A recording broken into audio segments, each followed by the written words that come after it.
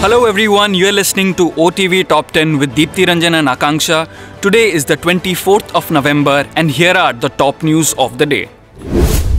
The Shilanyas ceremony of the much-awaited Puri Shri Mandir Parikrama project was conducted in Puri. Puri Gajapati Maharaj Dibya Singh Dev laid the foundation stone for the project in presence of Odisha Chief Minister Naveen Patnaik. Prior to laying the foundation stone, Gajapati Maharaj performed special rituals which marked the conclusion of the ongoing 3-day yajna at the north corner of the temple. On this occasion, this is what Chief Minister Naveen Patnaik had to say. Jai Jagannath. Today is a historic day for all Jagannath Bhakts all over the world, and indeed a sacred day for the people of Odisha. Conceived in 2016, the Puri Heritage Corridor project was first unveiled in December 2019. Once completed, the project will benefit devotees to have a smooth darshan of the deities during festivals and other special occasions like Rath Yatra at the Puri Jagannath Temple. The Government of India would introduce a bill in the winter session of Parliament to ban all private cryptocurrencies in India while providing certain exceptions to promote the underlying technology of cryptocurrency. According to reports, the Cryptocurrency and Regulation of Official Digital Currency Bill 2021 is among the 26 new bills on the agenda of government for the winter session of Parliament that is all set to begin on 29th of November. The bill seeks to create a facilitative framework for the creation of official digital currency to be issued by the Reserve Bank of India. Prime Minister Narendra Modi had earlier this month chaired a meeting on the way forward for cryptocurrencies and related issues.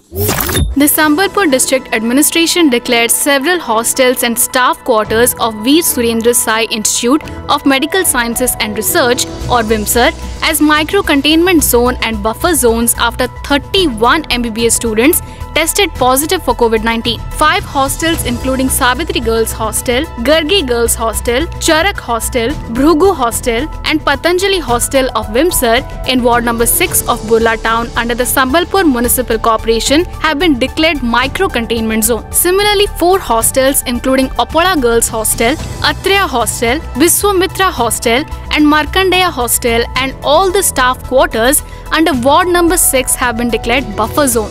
The containment period is effective from today, that is 7 am.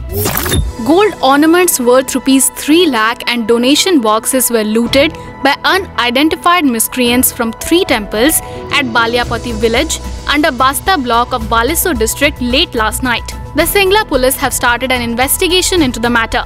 However, such cases of loot from temples are not new in Odisha. On March 31st, miscreants had reportedly decamped with cash and other valuables from Mausima temple located at Balagandi Chak in Puri district. Though the exact amount of stolen valuables and cash could not be ascertained, local residents had blamed poor security measures as the reason behind the theft at the temple. Apart from this, in June, the donation box of Vishwa Shanti Akhand Harinama Sankirtan temple located at the west gate of Sri Jagannath Temple in Puri was also looted, highlighting serious breach in the high security area.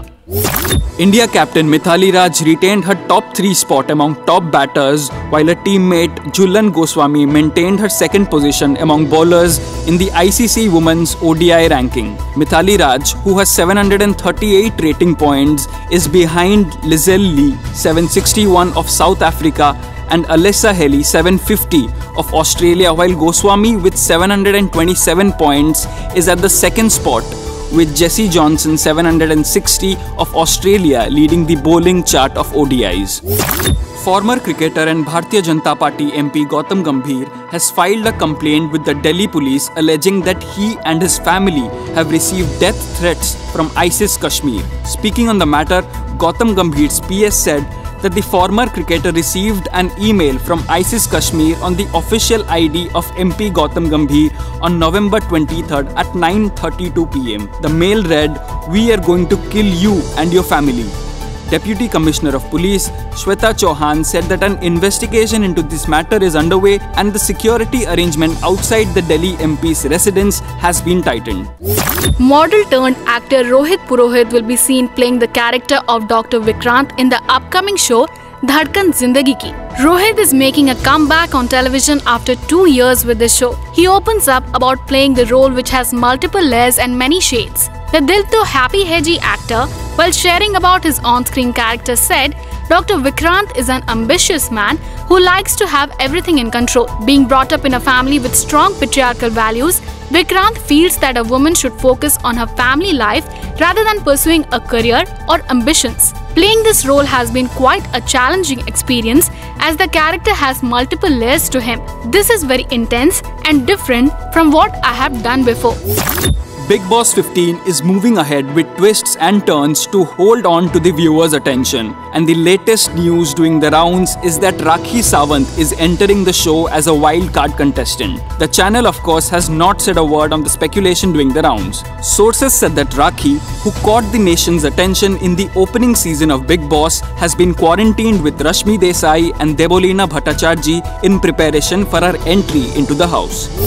The timing of the 2+2 ministerial dialogue of the top diplomats and defense heads of India and the US that was expected to take place early next month is now under a cloud of uncertainty because of Russian President Vladimir Putin's visit to New Delhi. When asked at his briefing in Washington if the annual meeting has been pushed to January 2022, State Department spokesperson Ned Price said that they have never announced a date for the 2+2 and added that there will be an opportunity for a 2+2 before long. The Supreme Court told the government that it cannot micromanage the actions taken by the governments to stop stubble burning and emphasized that the government should use statistical models and adopt scientific methods to curb air pollution in Delhi. The Supreme Court bench said that it is not going to close this matter and will continue the matter almost every day or alternative day, making its intention clear that the court wants to see effective implementation of the steps to combat the menace of air pollution. That's it for today. You were listening to OTV Top 10.